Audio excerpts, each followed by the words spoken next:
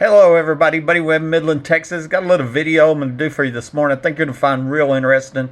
It's the subject's going to be drugging the women at the underground oil show parties. And I started, here's a Facebook post from yesterday. As you can see there, I posted at 11 o'clock each night of the oil show. Angie would put me on hold to go get her peel. They were drugging the women there, but who? And I've told that story. I'll show you here where I told that story online.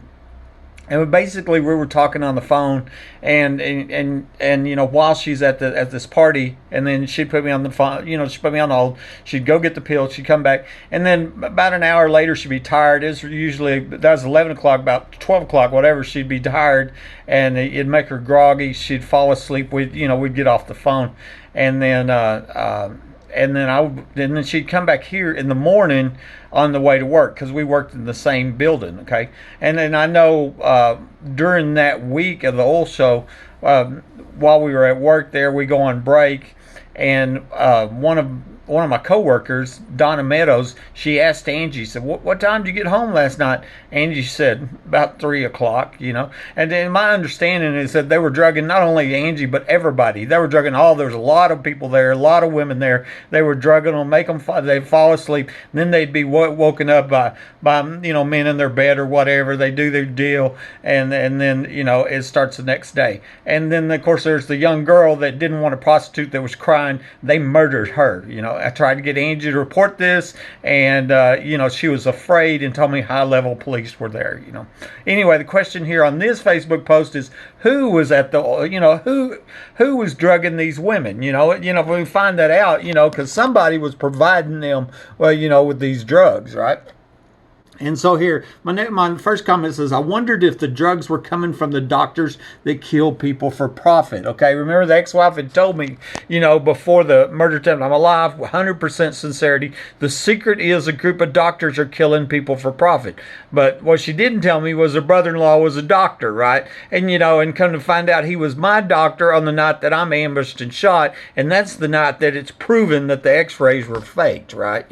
And then I also found where that brother-in-law also had owned the same house as the builders of my home. So I wondered if he knew about these underground facilities and the rape and murder parties, and then maybe the drugs. See, they're doctors. Maybe they know something about the drugs. That was the question there.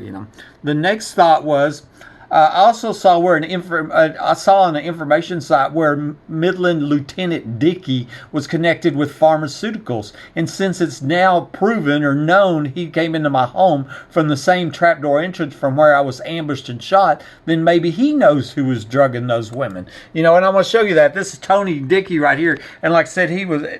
We found out in 2019 that Dickey was inside my home at 11:05. That was on the police report that was illegally withheld for 7 years. Okay, but I finally get a copy of it 7 years later, and it shows Dickey inside my home, time-stamped him at 11:05. And the kicker was Dickey wasn't seen arriving on the security cameras that had seen Woodward and Naylor 4 minutes earlier at 11:01. And all my other doors were secured with extra locks. Even my windows were screwed together because of the crimes I'd been reporting to police. I'd been reporting repeated burglaries at my house. And so, obviously, Tony Dickey, came into my house from the underground trap door. The ex-wife had already told me about, now removed, that was removed, or filled in while I was in the hospital after I survived the murder attempt. And then it wasn't just Dickey either. It was Davis, Dickey, Chatwell, Angel, and Hale. They were all time-stamped on that incriminating police report as being at or inside my home when they were not seen arriving on the security cameras, okay? But here, I wanted to show you, when I was Googling old Dickey here, I see he's in the pharmaceuticals industry. So I wonder if Dickey knows anything about drugging them women at the oil show parties, And, there was another guy, Shannon Jeter over in Lovington, and he told me one time, he said, buddy, I don't think I have that in here. I don't. He said, buddy, he says, cops can kill you, and get away with it. Stop publicizing their business and you go buy you another home. And I'm sitting there thinking, Their business. What is their business? Were they drugging and raping little girls at underground oil show parties? Are they murdering police? Are they murdering homeowners to steal their property? Do they murder people they get mad at? I mean, that's what he's telling me. That's what Shannon Jeter's telling me. Don't stop publicizing their business, And so is their business pharmaceuticals and drugging little girls to force prostitute them or murder them? Is that what's it doing? Are they killing the homeowners above? What is their business, Angie told me that the girl that was crying and didn't want to prostitute didn't wake up, as in they overdosed her. This was done by the same people that Angie and the others got their pill from. I tried to get Angie to report this murder after she told me that, and she was afraid and said high-level police were there. And, I've thought about that a million times. Like, she had nobody to turn to. And I've felt that same way, with the police corruption. And even though you have evidence and they're committing crimes, who do you go to? You're going, I have evidence of murders. And they just look the other way and ignore it, I mean, I'm going... Here's hard evidence on murders. Here's an underground home right here. This is where this little girl's murdered. I believe this little girl was murdered right here in this underground home. Multiple people said it here, and they just looked the other way, I mean, it's just nuts what's going on. It's backwards, I don't know who the good guys are. I can't figure out the difference between the good guys and the bad guys, And, I guess I'm publicizing their business again, Here's the Crime Stoppers from 2013. Little girl 14 to 21 years old found outside of Midland. I suspected that was the girl that Angie told me about that was murdered at the underground oil show parties. And I suspected one of the 4 underground homes was in my backyard. You go to Google Maps right now, look up my address, look in the backyard, you'll see a large building. You look above ground and it's not there. I believe that's where these, one of the 4 underground homes where the oil show parties were going at. Here's the next one. I believe the oil show parties that were being held in the underground homes, and it looks like we're being held in the underground homes. It looks like one of them is in the backyard based on Google Maps. I just said that. I was told there were 4 of them. These underground homes have been confirmed by multiple people, including a guy that was running for Midland Sheriff. I secretly recorded a guy running for Midland Sheriff during the election saying our last sheriff, Painter, used to hide out down in these underground homes. That was one more of the many people confirming they're here. Here's what I believe was going on. Angie was at my house. Me and Angie were at my home, okay? This is during the week of the oil show party. She would leave my home. We're talking on the phone. She had a Bluetooth headset, okay? And 5 minutes later, she was at the location of the party. I believe she went around and parked in front of Home Depot. She went underground somewhere there and come back towards my home in this ditch you could see right here. It's cut behind Home Depot coming directly to my house. And one of them underground homes is in the backyard, okay? I know I was telling my story to a Home Depot clerk one time, and she just blurts out, if you happen to see a lot of cars in the parking lot late at night, it's because we're stalking. I hadn't seen that and thought about it. But, an old party for an international show would have a lot of people there. They wouldn't need a lot of parking, and they would need some excuse to cover it up. I think she was giving me a hint, if that was the excuse they were using. And all the people, that were going to the underground oil show parties, that's what they were doing. They were parking in front of Home Depot. Oh, we're stalking. The whole parking lot's filled with cars. We're stalking, And I believe they were in, these 4 underground homes with one in my backyard. I showed this right here to Homeland Security because they're supposed to take care of human trafficking. I showed them that in July of 2019, and 2 weeks later, that's all dug up, the ground's dug up, and they poured concrete. I've wondered if there wasn't DNA evidence in this tunnel right here where that little girl, that they murdered was in there, and they filled it with concrete, trying to cover up these oil show party murders, okay? And here's just the long list. I've done this many times, other videos. Rhonda Denman Rogers documented, telling me that underground facilities a half block away. I wonder if that one is not the home there on Westmont Court around the corner. There's an empty lot there, and so one of the other 4 underground homes, but that's documented, okay? Law enforcement could talk to Rhonda Denman Rogers if they wanted to solve murders, Phone call, 4 3-bedroom $1 million underground homes said they were having pedophile parties. Law enforcement could talk to the woman on that phone call and ask her about that. Screenshot, Ricky Ronaldo said him and his brother went in the tunnels under here when they used to live in my house. Law enforcement could talk to Ricky Ronaldo if they wanted to solve murders. Phone call, Layla O'Brien told me that These underground homes were put in for George Bush in 1987, budget $7.35 million. She names the company that she worked for. She was a CAD programmer, worked for PBK, I think. It was an architectural company. You know, she had all kinds. She said, we also built the school there in Midland. You know, she's telling me all kinds of information. Obviously, it's true. You know, I said, you did any other underground job? No, just that one in Midland. That was the only underground job we did. That's what she said on a recorded phone call. Here's another phone call. Once again, law enforcement could talk to Layla O'Brien. Phone call. Joe Lozano, sheriff candidate, said that the late Sheriff Painter used to hide out in these underground homes there. That was during the election. Law enforcement could talk to Joe Lozano if they wanted to solve murders.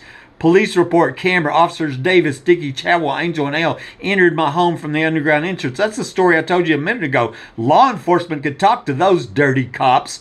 Angie Mungia Herrley told me about the girl that was murdered at an oil show party 5 minutes from my home. Law enforcement talked to Angie. She told me, you know, she lies to the feds. She goes to prison, right? Because I can guarantee you that's what Angie told me, and I believe her 100%. She's just afraid because of the dirty cops. That's why. Google Maps shows a large bunker in my backyard that can't be seen from above ground. We seen that right there. Y'all can go look at it right now, okay? Video that concrete being poured behind the Home Depot store after I showed Homeland where a tunnel location. So law enforcement could talk to Homeland Security Agent Paul and ask him about that, about what he knows about pouring concrete 2 weeks after I showed him where a human trafficking murder tunnel was located. You know, and then once again, if he lies to the feds, he goes to prison. Okay, screenshot. Lance Eggleston says, "We have access to your residence at all times. Nobody ever believe your story. You will be silenced, not if, but when." And I said, when are you going to murder me, Lance? And that's only one of many death threats that I've had, you know, to cover up these crimes and murders here. Okay. Next one. Angie was leaving my home at the old show parties where they were drugging the women, so I suspect they were in the underground homes, which was confirmed by Tisha. She told me the old show parties are in the underground homes. I'm going to show you a print screen on this. Law enforcement could talk to Tisha if they wanted to solve murders, right? Tisha Ann Wilkinson Brumley. She says, I've had friends and been involved in those old show parties. They're exactly what you say. They are underground homes, okay? How many people does it take to solve murders? Okay, here we go. As seen here, I posted this story to my Facebook 2 days before secret police Chad Simpson murdered his wife and then killed himself. It mentions the pill the women were being given. I'm not going to read this rape and murder story to you. I have it online in different videos called One Forced Prostitution Murder. I believe I read it in there, but I wanted to show you here there's the forced prostitution murder. Here's a print screen from a Facebook post on December 13th, 2014, rape and murder. So you could go to my timeline on Facebook and go back and go, yep, on December 13th, 2014, Buddy posted this story. Okay, and in the story, I talk about them drugging the women. That's what it was about the girl being murdered at the Underground Oil Show party. I included this picture here with the story, okay? And these were still secret police. Remember, they were secret for 6 years. I had a reward offered for their identity. You know, I had sent that to the attorney general and to the district attorney and to the sheriff and the chief of police and the mayor, everybody else. I have a $2,000 reward, you know, trying to get these criminals identified that were caught in my house. I didn't even know if they were police at the time. They could have been dressed like police. Actually, Chad Simpson's sister or aunt suggested they were serial killers that had rented cop costumes. I have the print screen for that. That was a net peacock. But anyways, here's this guy wearing a Midland K9 police jacket. I posted on December 13th, 2014. Well, you know what? 2 days later, this guy right here, he murdered his wife and killed himself. That was Chad Simpson right there. And that was after there. So it makes you wonder if Chad Simpson wasn't at the Underground Oil Show parties in 2010. And then, you know, maybe Sanders saw his picture, recognized him, asked him about murdering the little girl, you know, and he took her out and then killed himself. You know, that's one theory, you know, but I want to just show you that. That's part of that rape and murder story. That rape and murder story was also sent to then Governor Rick Perry and then Attorney General Greg Abbott on the day that Chad Simpson murdered Sandra Simpson, allegedly. Some people have even wondered if he wasn't going to snitch on the other secret police and it was a double murder and they covered it up. That makes sense. I would think anybody's going to snitch on them secret police, risk their life, because we're talking about multiple capital murders here. Here's the next one. And young previous owner mom, Mike Lawhon, who is suspected of being murdered here, died of acute proxaphene intoxication. This is a rare overdose of a drug commonly called Darvocet. Maybe the people that OD'd Mike Lawhon were drugging the women at the underground oil show parties, since they were believed to have been held in the backyard. And maybe it was those doctors, remember? The ones that are killing for profit. What I want to show you is the medical examiner's records for Mike Lawhon, the young previous homeowner of my home. And it's showing it up here. He was 27 years old. There it is, 27 years old. Okay, and the date was October 12th, 2008. It's showing he died in Fort Worth. That's on his death certificate. Okay, but here's the point I'm making: acute propoxyphene intoxication. I googled that and I found that is a rare overdose right there. Ain't that unusual? It dies of a rare overdose. And it make it even more interesting. Multiple people, or I won't say that, is a former neighbor, Marilyn DeLuigi, told me he died at this house, but his death certificate says he died in Fort Worth, okay? And you can even see that the Odessa American posted a death notice and said he died at his residence. They posted 2 death notices. The first one said in Fort Worth, and then 4 days later they changed it and changed the location of death to say he died at his residence, which is here in Midland. And that's what confirmed with the neighbor. It's real clear that they murdered Mike Lawhon here and took him to Fort Worth, and with an overdose. So maybe the people that overdosed Mike Lawhon overdosed that little girl at the oil show party. Okay. Multiple people are now documented saying that 13-year-old Haley Dunn was murdered in Odessa, and several of them have said that she was overdosed too.